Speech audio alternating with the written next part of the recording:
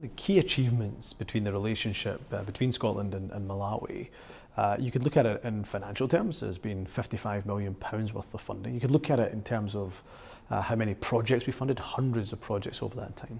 But I think the key achievement that's more important than both of those is the fact that there's now a cemented people-to-people relationship between the two countries. And what do I mean by that? I mean, you could go to the very south and the borders of Scotland right the way through to the very north, to our islands in Orkney and Shetlands. You could go from the east to the west, and you will find people involved in that relationship, from teachers to nurses to doctors to school pupils.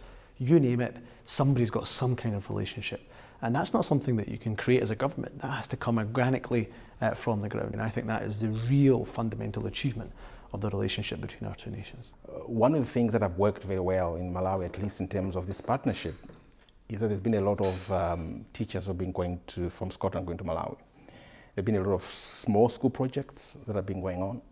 And because of that, and the meals as well, also programs, the feeding children in schools.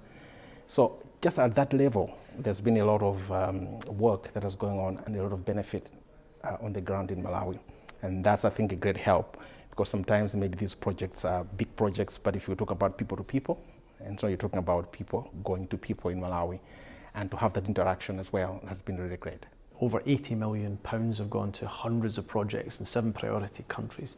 We've made a difference in countries from Malawi right the way through up to Pakistan and Bangladesh and many countries in the regions in between.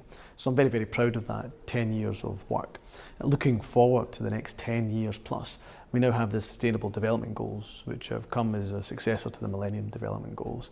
And they set some very ambitious targets.